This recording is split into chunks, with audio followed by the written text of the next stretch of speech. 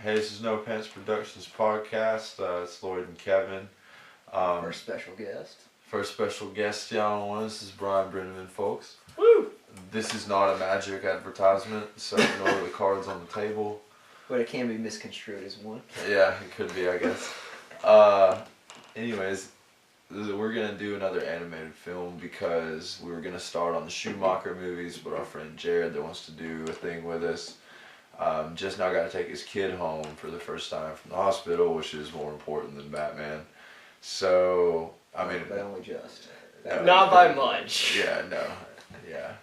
We'll make the kid watch the Schumacher movie. That should be the kid's first Batman movie. Yeah. Because that was probably Jared's. Probably. But his name is Young Harrison, so that's what's good about Harris. I love it. But anyways, well, I guess here you go. This one we're doing. It's Flashpoint Paradox. This is a fairly recent one. It's what, a year and a half, 2 years old? About a year. Yeah, About a year. roughly.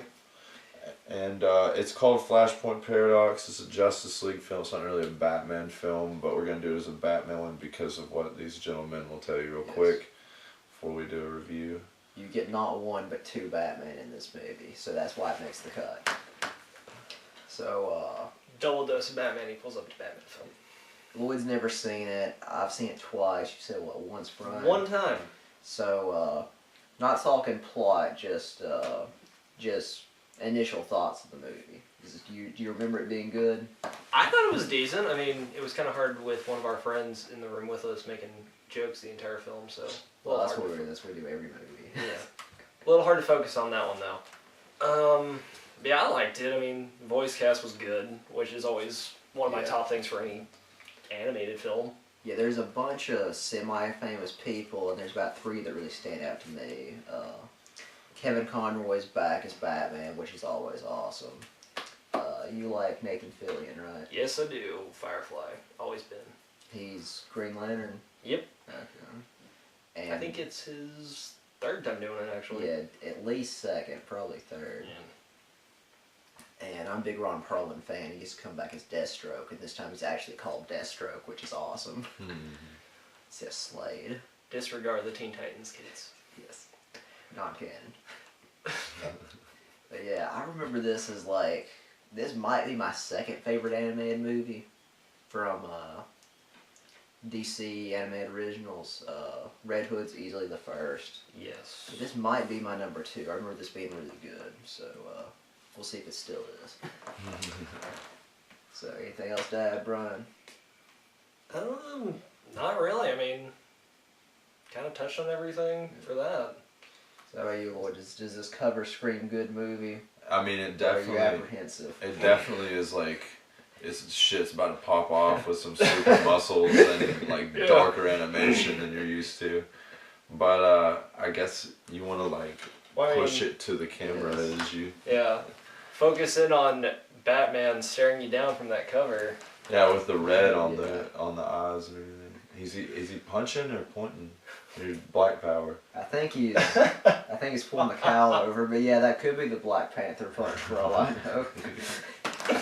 Batman staring you down though, just, you're gonna like this. So this Aquaman, Yeah, this is wow. Aquaman. What is Aquaman doing in this? The big showdown in the movie is, because the timeline gets screwed up, this has to do with time travel, by the way. Aquaman and Wonder Woman are warlords in this universe, and they started World War III by going up against each other. And Aquaman's a genuine badass in this, and maybe you'll agree with me when you see what he looks like, but I think he's based on Henry Rollins. Nice, nice. Because he's got this short buzz cut. Yes, nice. He's got this short buzz cut, he's got this bulldog face, and his neck is just like so freaking thick. So this is like Stephen Hawking's imagination of a Justice League. Right. Oh, man. And Cyborg's the main character for some reason. Which this is like grown up Cyborg. Interesting. He has a red cannon on a blue one. Oh, yeah. They've been doing that a lot with New 52 though. Oh, yeah. Everyone, 52. for some reason, everyone that's blue's going to red. Alternate primary colors. The dark side. Nightwing is red now. So is Cyborg. Yeah, speaking of New 52, this is supposed to be the movie that brings in the New 52 to the movie universe. Which, I don't know if they'll stick with that, but right now it's been. Yeah. This is the last movie based in the old continuity, and Justice League War is based in New 52. And since Batman's Batman, he gets to do like side stories, like there's an Arkham movie coming out. But I think from here on out they're only going to do New 52 stories, which I think limits them a lot, but we'll see what they do. Well, that's just because New 52 doesn't have as much going yet, so we'll see. Which, I don't read DC or Marvel really. You don't know anything about New 52, do you? No, I know a little bit about it. I read some of the New 52 Batman. Maybe what I read wasn't what I was supposed to be reading or something, but it seemed like there's no really like order to it. It's just kind of like a storyline for like a comic or two and something going on in the background, but there's just a lot of random shit too. Yeah, I know, so for New 52 issue 1, the DC universe has existed for 5 years already? Mm-hmm. Yeah. So they have 5 years to fill in. Okay, I guess that's why it's all scattered like you're talking about. Yeah, one of the biggest continuity issues. Well, they had a big continuity issue with Batman right off the bat because they launched into a thing called the Court of Owls. It's like, hey, this other group has existed in Gotham for years without you knowing it, and we do basically what you do, but we're willing to kill people, and it just... Isn't that in one of the Arkham games? They make an appearance, I think. Not yet. I mean, they might in the new one for all we know. But yeah, it's no, you're talking about New 52. Yeah, that's where I'm from. Yeah. Okay, But yeah, they did Court of Owls, and then when they did Death in the Family with like Joker returning, they didn't even reference Court of Owls again. They were just like, just a whole new thing. I'm not a big Grant Morrison fan, and it'll probably be 10 years before I read any of that Batman stuff. Yeah. But the one thing I do like about the Court of Owls is, you know why they chose the owl? Because of the Natural Watchmen. predator of the No, bat. it's the only predator of the bat. Ah. It is the only animal that seeks out the bat for nourishment. Anything else that kills bats is just because the bat got in the way.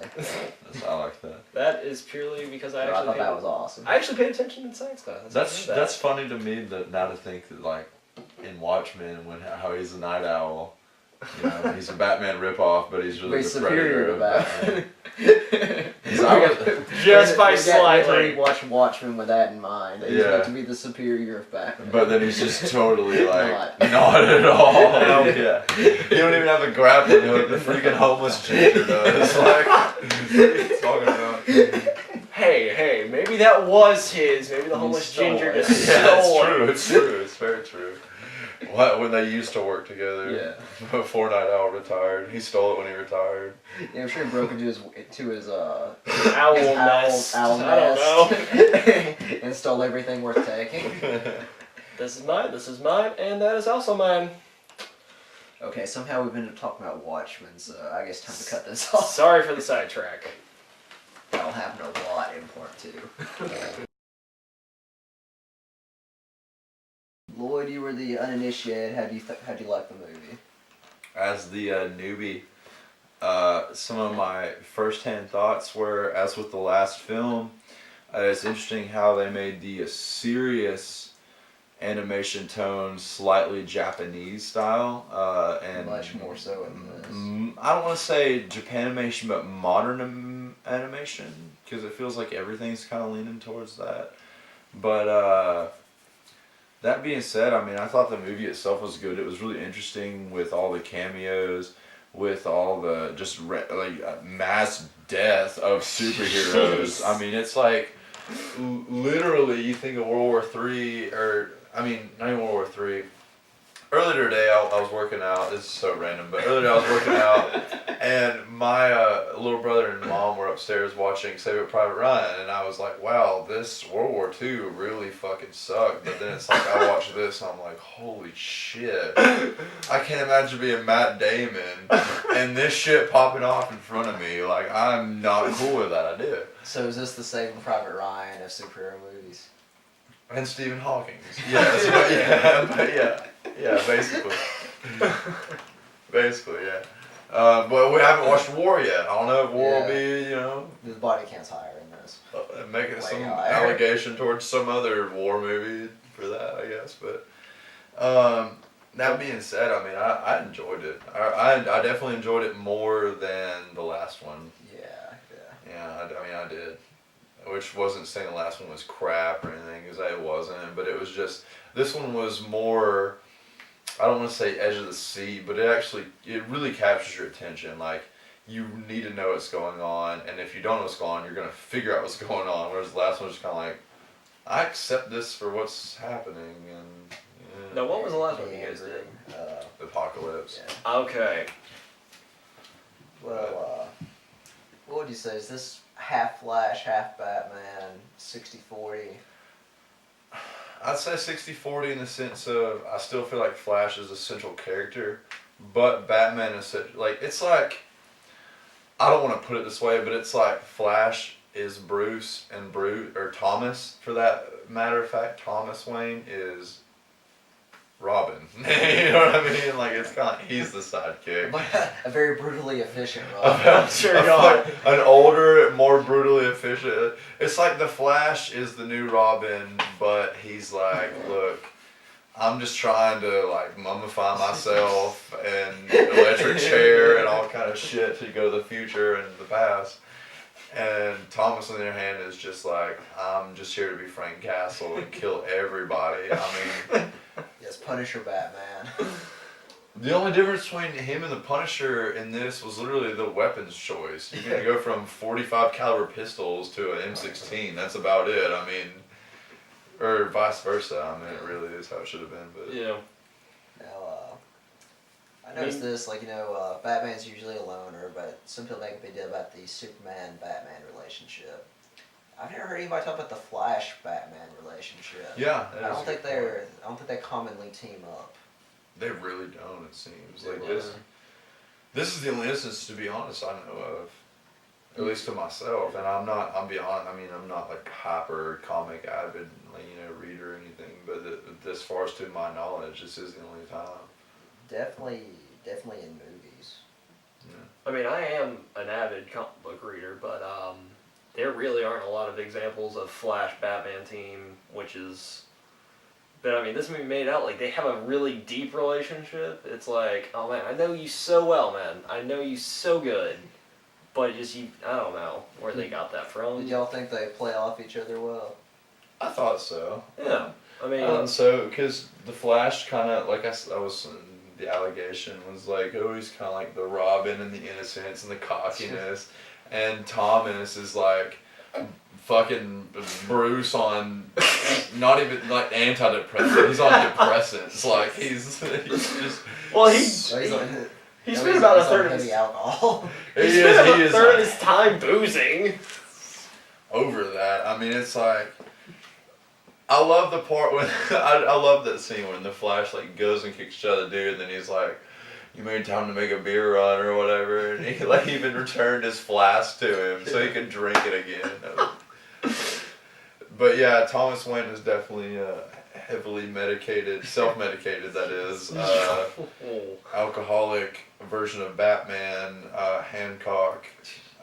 He does run a casino. I mean, Who runs? Yeah, runs a casino, which. Free drinks on the floor. So that did not help him. I kind of like this Batman better. Like, I'll be honest, I don't like Bruce Wayne Batman so much as I like Batman's supporting cast. But I would buy a regular series of this Batman. I really like Thomas Wayne Batman. I will say, like, I feel like if they were to ever make DC writers, not that you ever pay attention to these, but if you are now, listen up closely. You should make an alternate version universe where there's a Batman war zone instead of Punisher war zone, and it's Thomas Wayne, fighting the good fight instead of Batman fighting the justice fight. So well, he's fighting the good fight, but he's murdering the good fight too. Exactly.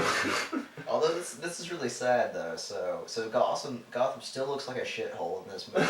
And he's actually killing people. Right. He's adding to the noise in a way, and looks no better. Yeah, so it's like If anything, You know, it has more. Batman's screwed either way. I put people in Arkham, Gotham stays like shit. I just gotta kill this If I motherfucker. kill him, Gotham still stays like shit. What do I do differently? If anything, it was worse in this universe, just because of the fact that there was a lot more neon lights and casinos going on. There were Zeppelins though, which was an awesome touch. Right. Oh. Anytime there's an animated series with Batman and there's Zeppelins, A it's Zeppelin, automatically at like, least a Zeppelin. Yes. 90s Batman. That's all that matters. Ever. I mean, there's just that one animator who's just like, Zeppelin? Yeah, it's the what's the '90s Batman guy's name? Bruce Timm? Bruce Timm. Yes, that's the Bruce Timm seal of approval. Yeah. And I'll even say that in Superman Batman Apocalypse, the Gotham scenes were some of the better scenes in the movie. It was, yeah, it was. Yeah. It was. So Zeppelin symbolize good things in Batman media. They need to have, with this being said, this is side, but with this being said, they need to have like a Batman animated series collab with the Hindenburg crash and somehow tie this The together. Joker was behind the crash of the Hindenburg. It was like the ship that put out the bat signal or something, and so the Joker sabotaged the Hindenburg. It's so bad, but we did need to have it. But we're gonna say something even more offensive later about Yeah. Auschwitz Yeah, that's true. Very true. Very true. when we get to that. These This is the jokes most are offensive animated Batman. We're about to get bad later, I mean. What else we got? So anything else to add about Thomas Wayne and the utter badassery that is his I Batman? mean, he just literally was like, Batman grew up listening to Cradle of Filth and Hawthorne Heights and shit. Like, I mean, I was like, He's even got dude. spikes on his shoulders. Oh man, that made the. It's that- like, honestly, that made the costume really sinister. I mean, Yeah. that just alone. He looks like a villain. He doesn't even look like a hero. No. yeah. And it's not just the red eyes. I mean, it really is the way the cowl's set with the horn. But it's like if they had adapted this to Christopher Nolan verse, they would have had the costume designer for Gwar design the fucking bat suit. So I mean, but if that tells you anything, just check it out. I mean, it's very like gothic. Oh, you know, yeah. It's not emo Bruce Wayne. It's like fucking. If they made a Bruce with a swoop or something. I mean, and one thing that made him a much more aggressive Batman is the fact that he was a doctor. I mean, think about that. This guy has practiced shooting a gun, and he knows just where to shoot Yeah, you That's for a it very to good point. hurt. He actually knows what a gun will do to a person. Yeah, like That's he, a very good point. like it's like he can pick the critical points to Yeah. be shooting, and that's not gonna be a good day. Yeah, he Yeah. knows what all his weapons will actually do to a person. That's a very That good is point. cool. And the age-old question still exists: what did he grapple hook onto? Always. Just that's always your question with Batman. Just you see him just vaguely pointed into the air, and then he's gone. Did y'all like how that's his only like piece of high tech stuff? Yes, That I was- did. I thought that was interesting, but I also thought it was interesting that like his grapple hook as opposed to Bruce's. Bruce's, it's like if you really pay attention, it's like this device that fits about the size of a fist right here. The hook comes out between these two fingers, and the trigger is Yeah. right here. This was like this like fucking iron fucking bronze and brass knuckle shit going on all at the same time. Yeah. With hook capabilities. So that, I mean, you know, maybe he was going for like a doll thing there, like you could punch somebody with it, then shoot him in the face like Rorschach would or something. Yeah, But- actually. I mean, didn't he? I don't know if it was a separate instrument, but it seems like he almost used it to cut out someone's tongue. He did, that was something else. Okay. That Was that the grappling hook or was that Against a batarang? Harley Quinn. Yeah. It wasn't a batarang because it looked like a cross between a batarang and a dagger. It looked Because like a punch dagger. he cuts her little visor with it. Yeah. But the way that he was like, I'm going to cut your tongue out, it was insinuating, because this was like, I'm just imagining, this is the handle, and here's the blade, and there's like a center between it, like a space, and it was pointed. I don't know if that insinuates that it's sharp at all four ends, or if it's just like he was just going to literally cut her, like carve it out. Yeah. But it was like, I'd never seen that thing used by Batman before, whatever that is. I mean, there's always the possibility that could have been like a batarang just doubled over. He hadn't. That's true too. That's true. Yet, I mean, it's very true. Yeah, I like they didn't have gadgets because, I guess Bruce is pretty much a genius, and Thomas Wayne, he's just a bright guy. So if he's gonna be Batman, he's got to rely on real world weapons. Yeah. very true. And Bruce was traumatized as a youth too, so he spent his whole life training. Exactly. Whereas Thomas spent his 30-year-old body and mind training, and well, maybe a little younger than that, give or take. Yeah. But that being said, it's like, I mean, he has nothing compared to Bruce Wayne. Exactly. Yeah. I mean, like nothing. Oh yeah. I mean, we saw that plane from the Batcave. I mean, the Batcave had some bookshelves. And a whole lot of empty bottles. Oh. A whole lot of empty bottles. I mean, you heard it when the Flash stepped on the first step down the stairs to the Batcave. Clink, clink, clink. Oh. Okay, we talked plenty about Thomas. How about Martha Wayne? Oh, yeah. Yeah, time paradox, split in different universes. That was interesting. Yeah. So the Joker is always going to be an integral part of Batman's life, Has to be. even if it's Thomas Wayne, and it's even more integral in this because he beats Joe Chill - Jack Napier to death after he kills Bruce. So that means somebody else has to become the Joker. That's somebody else being Martha. Yeah. Dun dun dun. That's a pretty eerie shot, wasn't it? No, see, what really happened was Mm. at the death of Bruce, Martha Wayne turned into Martha Stewart. Sold a lot of stocks. Shouldn't have been selling, stocks and fucking laughing gas, apparently.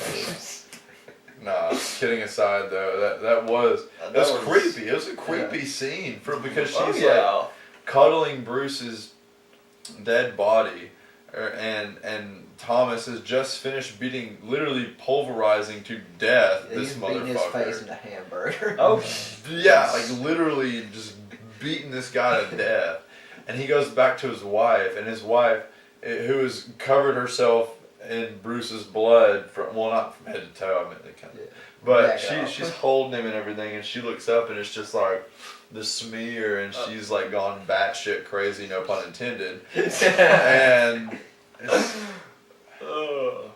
it's devious, man. I mean, I wish they'd have delved into that New 52 ideology and showed her as the Joker instead of just like throwing the idea, but it was still crazy. I mean, it hits a very, very dark Yeah. theme in this film. I mean, I know, in classic comic book DC style, they occasionally try to put some humor in there for bits and pieces of the film, but They had overall, this was... Well, the humor comes in when you think about, she still has a Harley Quinn. Yeah. Lady. Yeah, alternate Yo-yo. universe Yeah. where, Harley, where the Joker's a female, you think there'd be a male Harley Quinn, but, whatever. Well, speaking of gay undertones. Yeah. I mean, Thank God it's finally... y'all caught it better than I did, but so I know y'all said there were a few times. I only saw the one. But the one I saw, which is still paused on the TV above the camera, by the way, you see the Flash, and he's walking with his mom in this new paradox, and he's like, arguing about his problems or whatever, and she's like, oh yeah, you mean the fact that you're gay? That's not verbatim, but that's basically exactly what happened. She's like, the fact that you're gay, and it's not that he says, no, I'm not gay, he says, no, that's not it. It's not that. It's not that. It's this. Like, he doesn't argue the idea that he's gay. He just says, it's not that, it's something else. So, And later he goes to see his wife from the other reality, and she's married to somebody else. And it doesn't faze him. Yeah. And it shows all these other cuts. It's always just him hanging out with his mom, no love interest. Right. Yeah, actually, like it replaced his wedding with just chilling out at mom's house, you know. Obviously, the funder of this was a chode enthusiast, but Or a mom lover, We don't know. Could be both. You want to just throw in that and then go down, work our way down? Yeah. Okay, there was a scene at one point where he's running through the street, Flash that is, right? Mm-hmm. Yeah, he was running through the street without his superpower. He's just angsty as fuck and running through the street. And you see a homeless guy with a sign that says the end is nigh. And I know in the foreword, we were joking about the Watchmen and the Owl Corps. So there was a reason for us to bring up Watchmen earlier. There was. It was destiny. The world needed. It was a Flashpoint Paradox. But yeah, no, there's definitely a Watchmen, little Easter egg there, which was cool. I mean, it's cool to see that. You know, especially it's like not like DC just can get sued for that anyway. They're like, well, we own it or whatever. But that was it. Yeah, in this universe, when Superman comes crashing to Earth, he lands in Metropolis instead of pretty much Smallville. Nuked. Yeah, not Smallville. You know, Kansas. Yeah, he nukes a good section of Metropolis, so he gets all whisked away by Area 51. Type esque thing. It's basically like, anything you ever heard of the Majestic 12?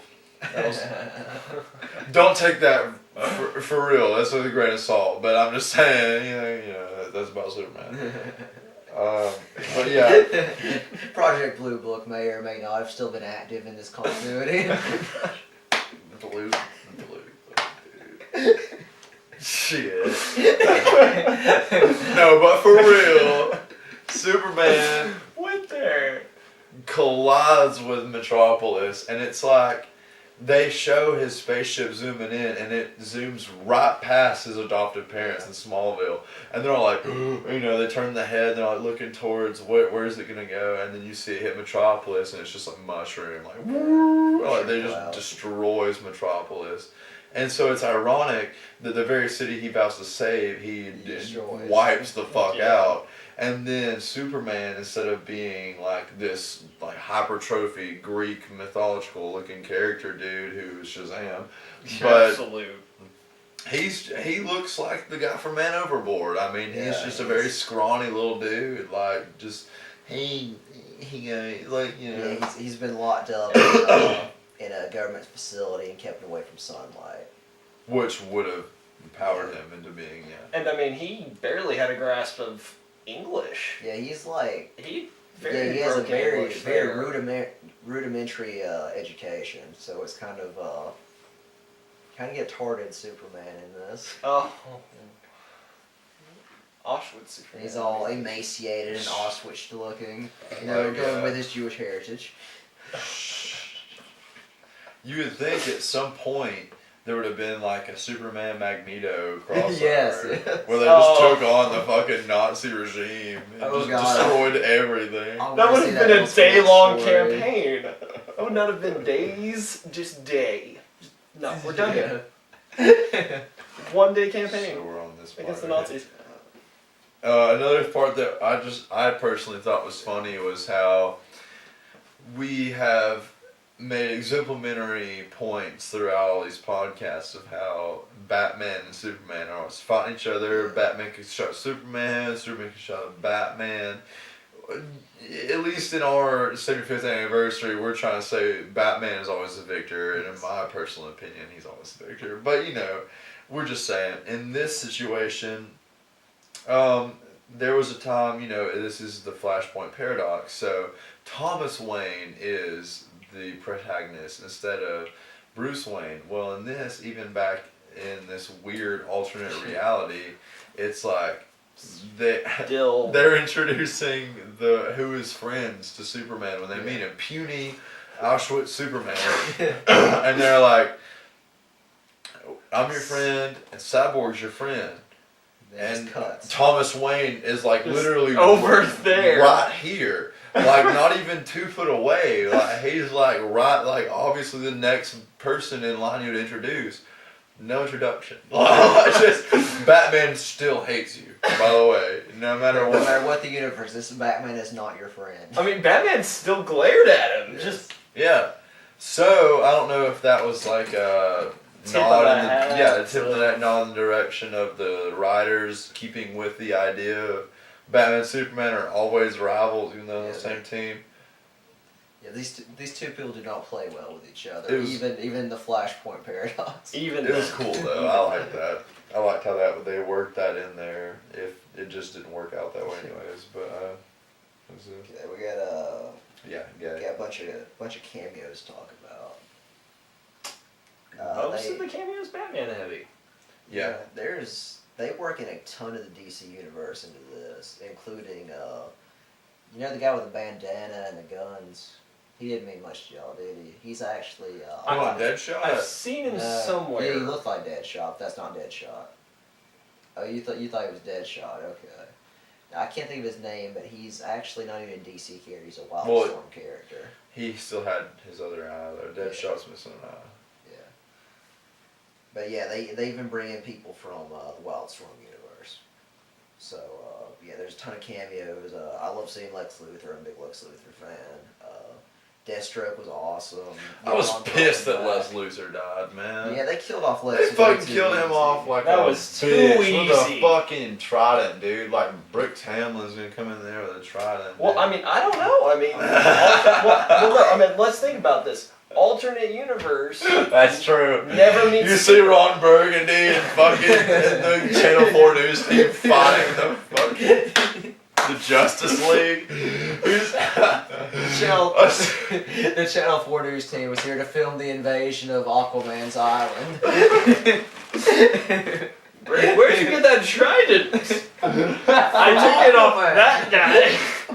off of that guy, Aquaman. He clearly killed Lex Luthor with it. I stole it and then fucking killed Vince Vaughn or whatever. No, I love seeing Lex Luthor and Deathstroke fight side by side though. Yeah, that was. You're probably not going to get that anywhere else. I don't think I No. don't think they've ever really worked together. And Honestly, I don't think they've ever really met each other. I don't see why they would work together either. Their goals are very different. But I mean, what I was saying with the Lex Luthor easy death thing, I mean, alternate universe where he never got to meet Superman, so he never developed like the power suit. He never Yeah, you're really right. did any of his He's- big stuff. In fact, he's a good guy in this universe because there's no Superman getting under his skin. He works for the government. Yeah. I'm sure he's a shady guy, but he's a good guy. He's a patriot. He's Yeah. working for the U.S. Army. Deathstroke. He's Deathstroke. a comedian, dude. Yeah. What the fuck? Deathstroke I is mean- Deathstroke, man. That's how you sum Deathstroke up. Well, he's a soldier. He fights for who pays him. Government's paying him. He's fighting. Of course. Well, I mean, I'm sorry, but I mean, let's face it. I mean, who else is gonna hire Deathstroke in that case? It's not gonna be the Amazonians Yeah. because they don't want men. And even if the I Atlanteans, don't know if you're making a conspiracy theory. No, man, I'm just saying, even if the Of course the government would vote. well, I'm just saying, even if the Atlanteans wanted to hire him, what are they gonna pay him with? Seashells and Yeah. starfish. Right. He wants cold hard cash. Although I've Right. never thought about him being kind of like a comedian, but you have a very valid point. He is. I mean, he was voiced by Ron Perlman, which makes it that much better.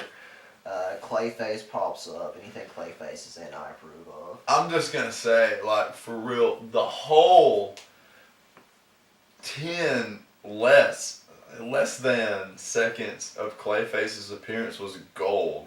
Because he shows up as Basil, gets shot up, pulls his shit apart, gets shot up more, and then dies. Like, all within that. But But he that, took some guys down. Yeah, he took some. he took some guys down, yeah. But I'm just saying, like, within that whole little progression, I mean, he literally encompasses everything that the 90s anime style Yeah. Clayface had, but makes it darker. If you can imagine that, within, like, 10 seconds. And it's like, A whoa. little Clayface can go a long way. Right, yeah, for real. And- DC, damn it, Clayface. You guys. Do it. Please. If you're gonna do it, if fucking Michael Bay can make this crazy TMNT movie, you can make Clayface. Exactly. I'm just saying. But yeah, no, and I mean, let's face it, he did great. I mean, only reason he lost was because the guy used a magic scepter that, evaporated the water that's in him. So you little like cheap. you like seeing Black Manta in it? Yes, I did. I Black like Manta's seeing, always good. Intrican the Demon. Yes. He doesn't pop up too much. That was cool. The 2 times he popped up was cool. He took on some big monsters both times. I did love Lois Lane's little quip there when he introduced himself, and she's like, "Oh, the rhyming. That's not gonna get old." Oh, also with cameos, I love that Wonder Woman hangs her boyfriend. That soldier Steve Trevor. That's her lover. Yeah. Wow. Yeah. At that time that was, and she truth bonded him, and then she killed him. Yeah. Fucking women's rights, dude. I'm telling you. Yeah. She is a strong, independent Amazonian woman. She is. She don't need no man. Shit. Yeah. Yeah. Steve Trevor's who makes her leave Themyscira. In one version, there's 1,000 continuities. The one I like is he's an Air Force dude and he crashes on Themyscira during World War II. Oh wow! And he tells me, hey, I'm fighting these Nazi guys, and I sure would love some help. They're assholes, and that's why she leaves Themyscira to go fight the Nazis with Steve Trevor. Huh? It's awesome. And in this universe, she meets him and hangs him. Right. It was So love at polar first opposite. hanging. It was love at first hanging. We could have been me and you and James Franco in what's that movie, Flying Tails or whatever. Instead, no, you're dead. You're dead, and I'm gonna go. Flyboys. Flyboys. Flyboys. I said, what did I say? Hanging Tails. Some Flying Tails Flying or Tails. something. Flyboys. I think you're merging Flyboys and was it Red Tails. Yeah. Red Tails. You're making that into one movie. God, I feel bad about that sometimes. I mean, it's 2 different wars, but Yeah, and I mean, Same aviation, animation. Well, I mean, There's only so many aviation movies. Well, and Red Tails is about, the Tuskegee Airmen, which was a group of African Right. Americans. I'm making the most cross fucking gender, not even what. No, you're so non-racist. Trans race movie, yeah. You're so non-racist. You want to integrate them. You want to have Flyboys and the Tuskegee Airmen in the same movie. Look, dude, I'm not I don't like because Cuba Gooding Jr. fuck James Franco. I don't know. I mean, I'm not trying to make that movie. Okay, in all fairness, I'm not trying to film that. Okay, just so we can get this tangent over, let's play fair here. There was an African American on the team with Flyboys. He was a French boxer. Yeah, he was. Yeah. We're good. Anyways, back to the Back to cameos. Justice So League we and had Batman. Lois Lois is Bit of a pretty tough in badass. this movie. She really is. She's like Sonya, basically from Mortal Kombat. A badass, almost CIA operative. Well, News reporter. In Mortal Kombat, she is a CIA operative. But in this, or government operative that is. But in this, she is like, I'm a reporter who has the clearance of this with this fucking infrared GoPro. Yeah, the GoPro on the side of the head. And I mean, she kicks a lot of ass in this movie. She mowed down like 3 Atlanteans with a machine gun. You have this common conception of Lois Lane is this helpless damsel in distress. Sometimes helps Clark Kent beat dudes, once in every 20 fucking instances. But it's in this situation, she's like, I'm killing nigga. What? Well, I think it's because I'm about to fuck some shit up. I think it's the existence of Superman turned her into this pathetic damsel in distress. Mm-hmm. So without him around, she has to grow up there. She becomes a She hard had to learn ass. a thing to do, yeah. Which means she probably banged a lot of dudes. Mm-hmm. Without the one man of her We can life. only hope. We can only hope. Goku.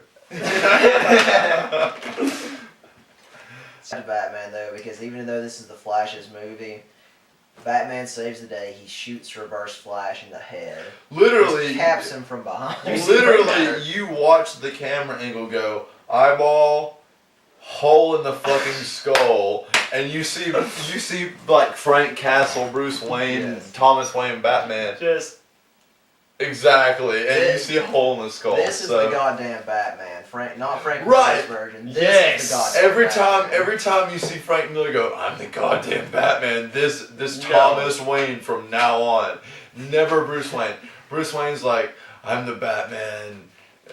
I'm still saying save Gotham. No, this is like, I will fucking end this world. I'm Batman. I will fuck you up. Thomas Wayne as Batman is so, I don't want to say much more interesting because Bruce Wayne Batman, he has the technology and the mindset and he makes it interesting. He seems more willing to go to the farthest extent to get the job done.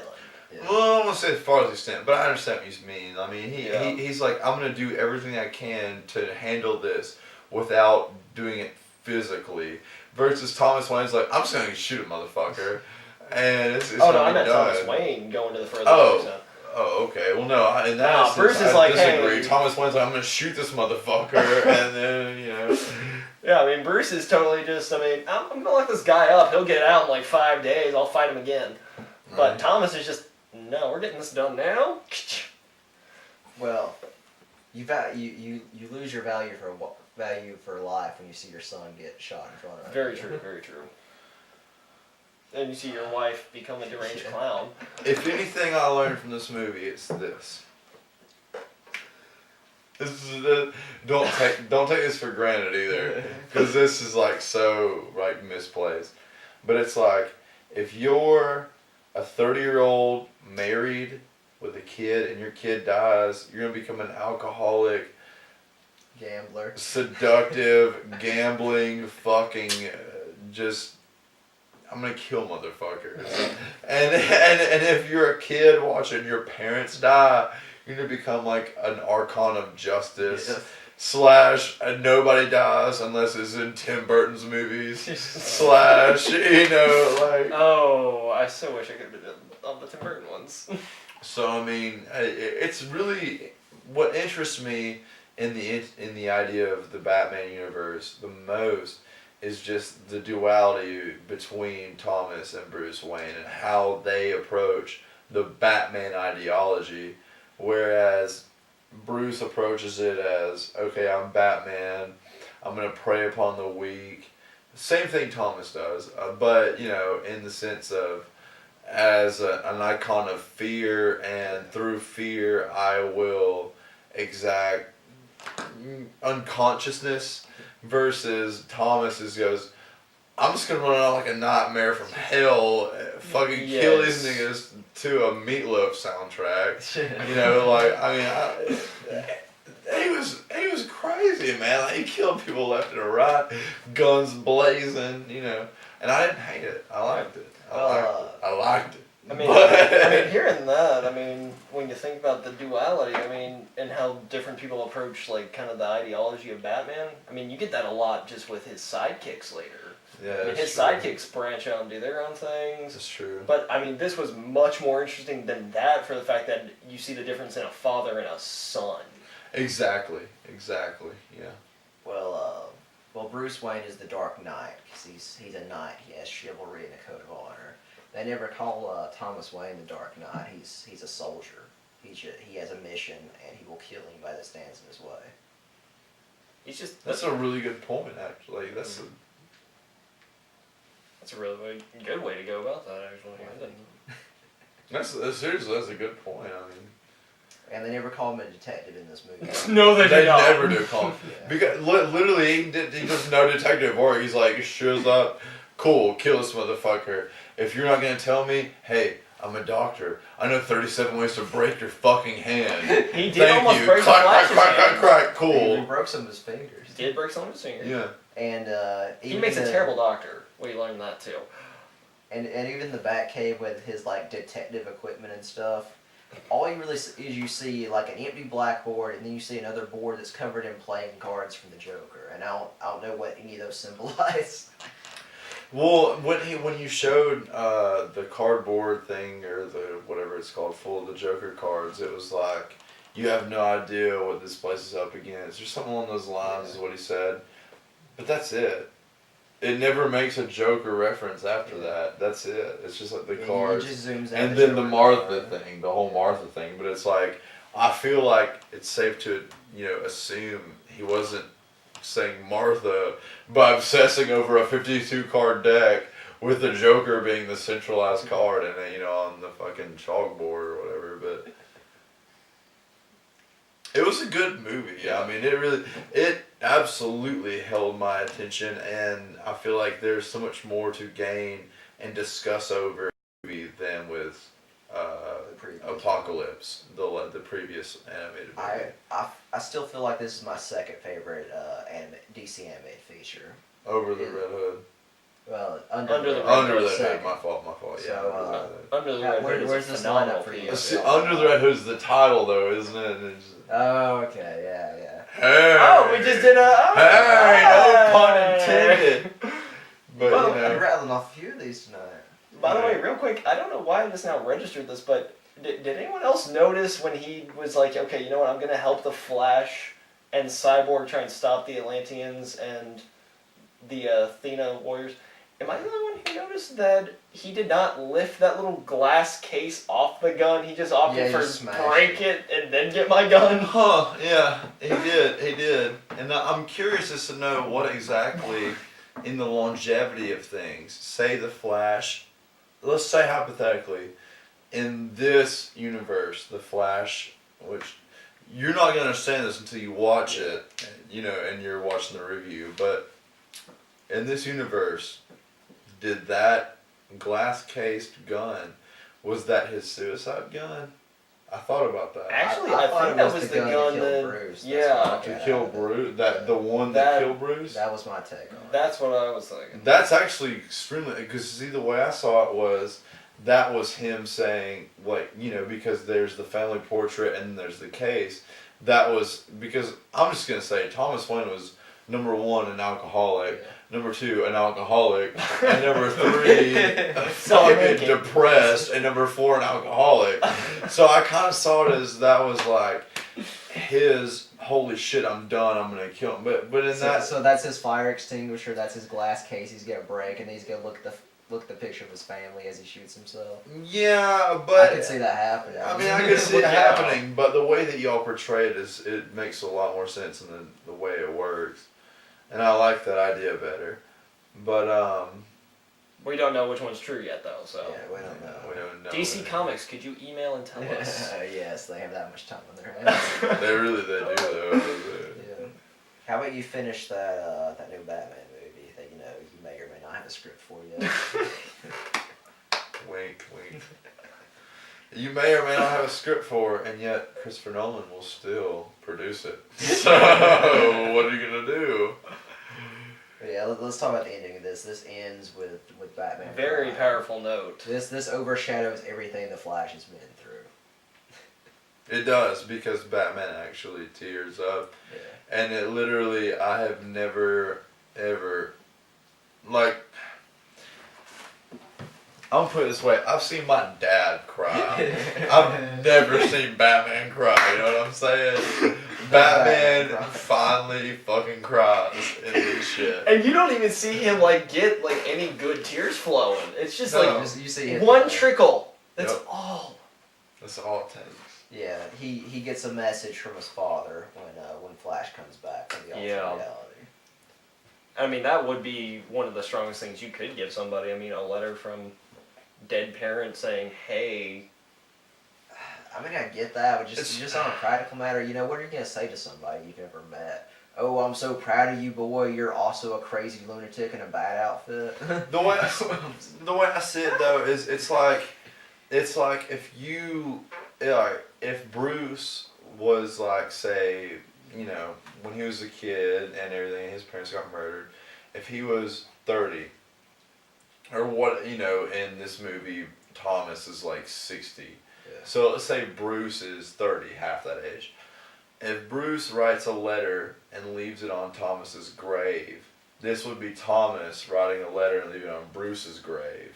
But instead of his grave, he actually gave it to him. That's the way I saw it. Well, actually, I was very curious about the letter. I did briefly Google it, and those of you who might play video games, Batman Arkham Knight comes out later this year, and in the trailer you hear a voiceover that is supposed to be Thomas Wayne reading a letter.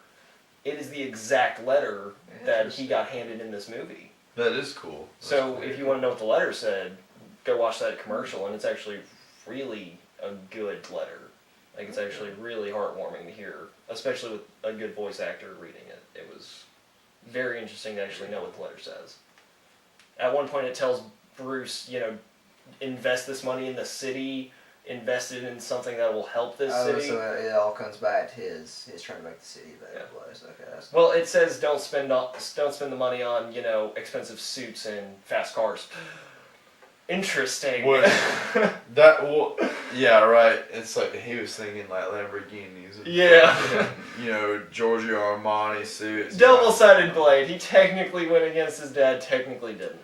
He went against it times 4. He was like, I'm gonna buy the most expensive suit on the planet and the most expensive tank. Not even car.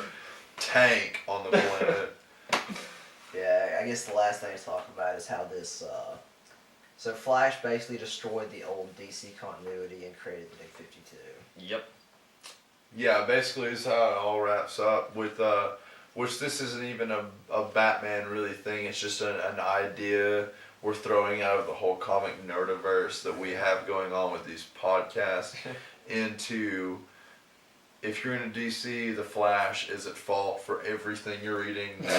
Yes, if you hate the new 52, the Flash is to blame. Blame him for it all. Damn it, Flash. Why'd you do That being said, this has been an awesome podcast. I really enjoyed this one and everything about this movie. I mean, I will definitely, as opposed to the last animated movie, I would watch this probably 4 or 5 times. I might watch the other one another time. I'm just being honest. Maybe early morning watch, like you're tired, you just don't care anymore. Yeah. We've probably rambled on enough. We don't know what the next podcast will be. Hopefully, back to the Schumacher movies. Yeah, hopefully back to the live action. It really, like I said at the intro, it depends on our friend Jared, who really wants to have something to do with it, but he just recently, his kid came up from the hospital, so it depends on his schedule.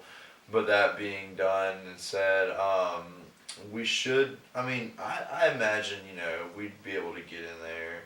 It's just, the next time you see us might not be in this setting. It might be in his house, because his kid, but And Brian will definitely see you at least for Return of the Joker, if nothing else. Yeah. Well, I had fun here. If you guys see fit, then I would love to join in on the rest. I've had a blast. We'll see what we can do, but yeah, definitely for Return of the Joker. Yes. Awesome.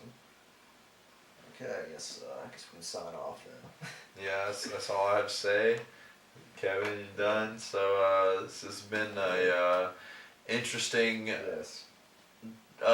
Justice League Flashpoint Paradox, transition into Batman, transition into music, no pants production. Yes. Don't just watch this one, buy it. Yes. Yeah, seriously. Definitely.